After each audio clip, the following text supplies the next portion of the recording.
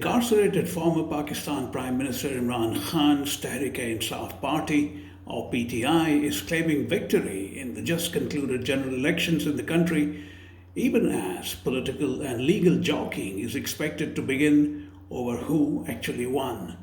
PTI spokesperson Raoof Hasan, who says if there is no tampering of the ballots, Khan's party will be a clear winner both federally and in provinces, spoke to Mayank Chhaya Reports on what lies ahead for a deeply embattled and fractious country.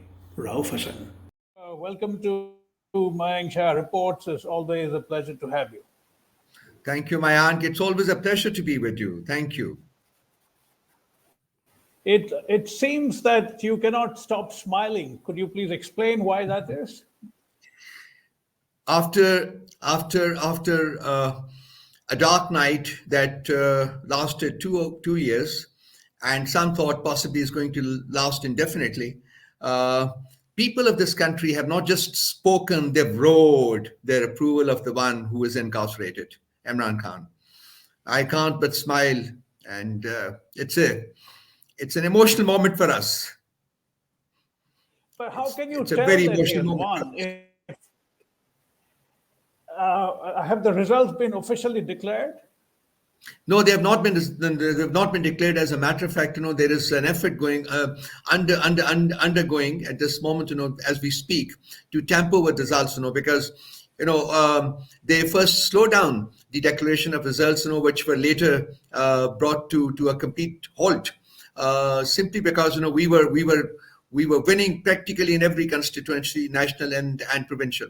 So that was not in line with what the power wielders in this country had envisaged.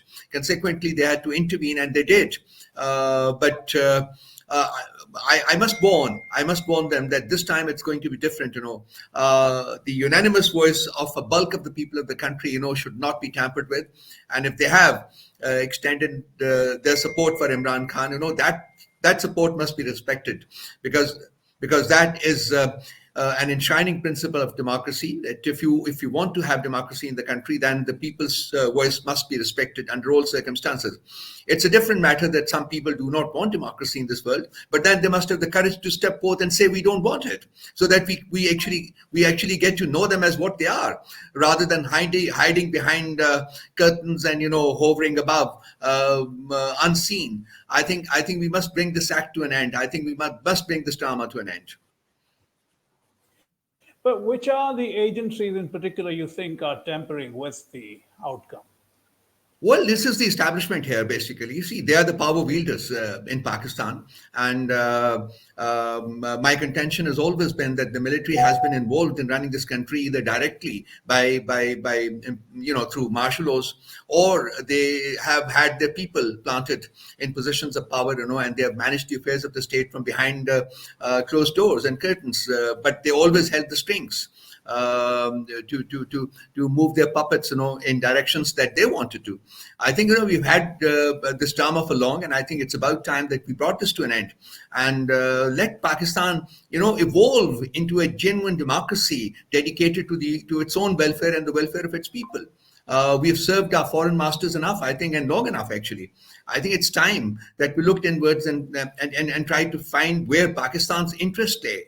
I think the moment has come. It is unprecedented in the history of Pakistan when people have spoken the way they have spoken now, and for a leader who is incarcerated, who can't speak, whose voice is banned, whose picture is banned from media. I mean, this is a travesty that has no parallel, even in Pakistan's checkered history.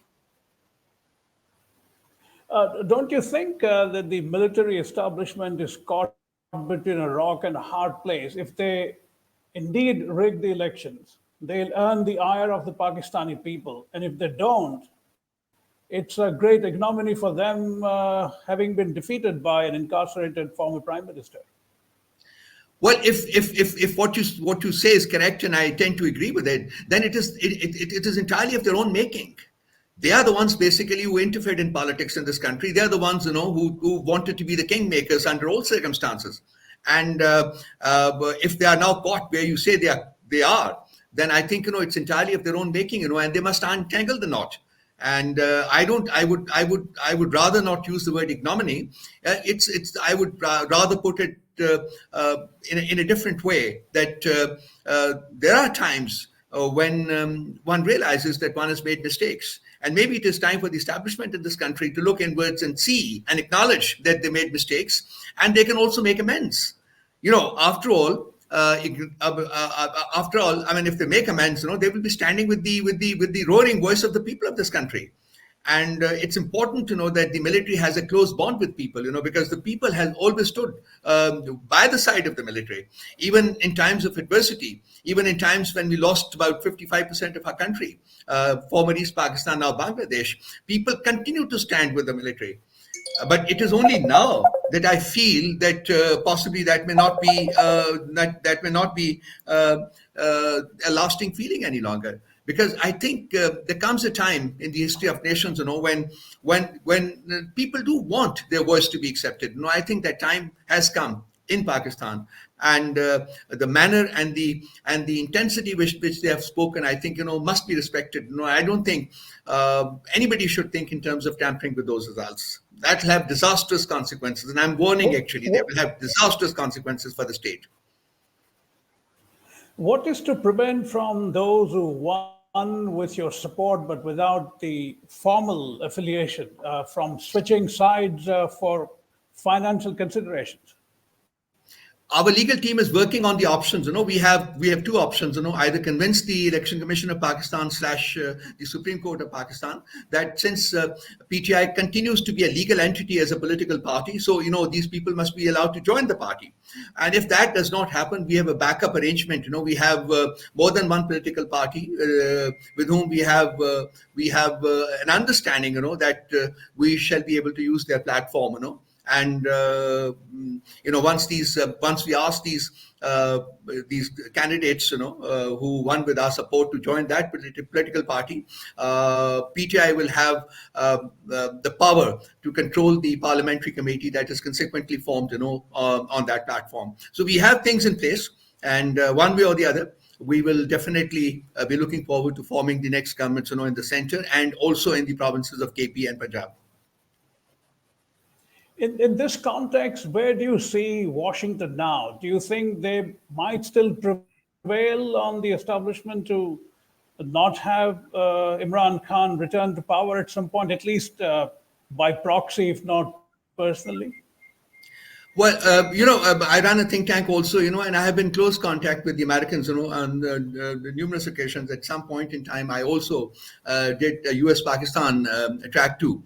So I speak to them rather frankly, and it's very recently that I had a session with the political head of at the embassy.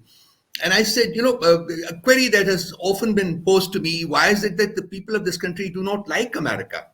And of course, I responded in multiple ways, and I have been responding in multiple ways through years to them. And I have even made suggestions, as to what they must do or not do to ingratiate the people of this country.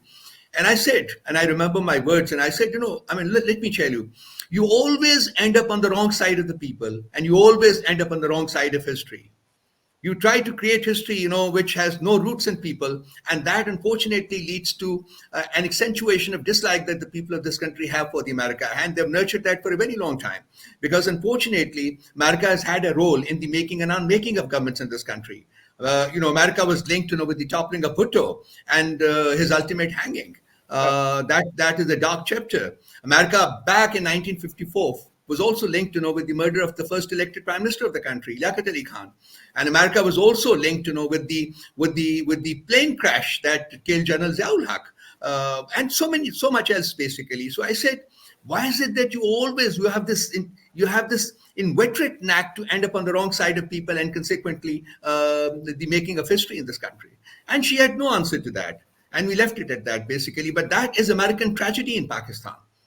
So I think they must look inwards too, just like Pakistani establishment, whom I urge to look inwards, and they should also stand on the right side of history, which is now being made in Pakistan. Just last couple of things. Presuming that the PTI is indeed won, when do you expect that to be formal? And once that is formal, what happens to Imran Khan? Does he get released immediately, or there is a process involved? See, the Election Commission of Pakistan, the ball is in Election Commission of Pakistan's courts. They have to make a formal announcement of the results. And then it is published in the Gazette of Pakistan. That is when the parties would know exactly where do they stand. We understand that they are delaying the announcement of results. As a matter of fact, they have, in certain constituencies, they virtually stopped the vote count and the issuance of forms 45. And that is because obviously they are trying to tamper, because we had a landslide. We were just running away with everything. So I don't know what is going to be the extent of tampering of results, but as and when they're done with that, there are two possible consequences. I mean, of course, the Election Commission of Pakistan will announce the results, officially announce the results. Now, it's a different matter whether the people of this country are going to accept those results or not.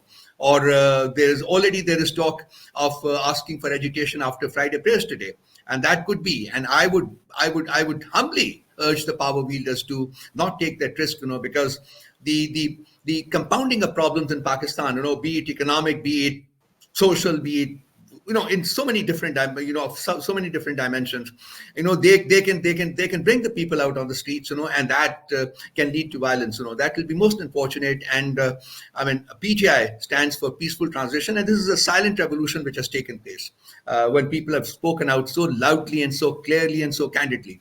And let this silent revolution be respected by all. So after the ECP has announced the election results, we will have to see what will be our course of action, and where is it that we can actually form the governments, if we want to question the results, then we will have to look for forums, where we can do so. There are forums, available with the Election Commission of Pakistan, and of course there are the courts of Pakistan. We can use one or the other or both. And but it all depends on how the power wielders take to accepting the voice of the people. And finally, do you believe that if you are back in power, you can formally change the verdicts against Mr. Khan? Look, that's a legal battle. Obviously, these punishments have been awarded not on merit. These punishments have been awarded because some people, wanted it to happen that way.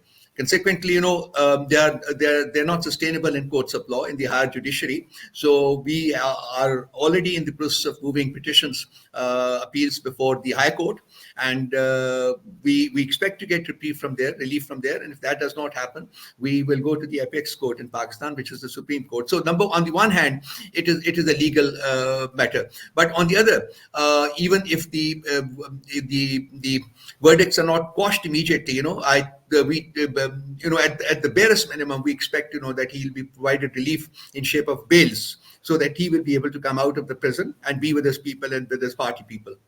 So that is the way I look at it, basically. But these verdicts, these judgments of the court, of the lower judiciary, they are completely unsustainable before the higher judiciary, because they were the outcome of venom and vendetta rather than merit of the respective cases. Before I let you go, have you had a chance to speak to him after the outcome or after the elections are over? No, sir. In over 6 months, no political leader of the country has been allowed to meet him, me included. So, we have yet to meet him. And I think now we will be possibly moving an application or an appeal before the High Court, that a group of people, from the party should be allowed to meet him. I definitely will be one of those people, who hopefully will be able to go and meet him soon.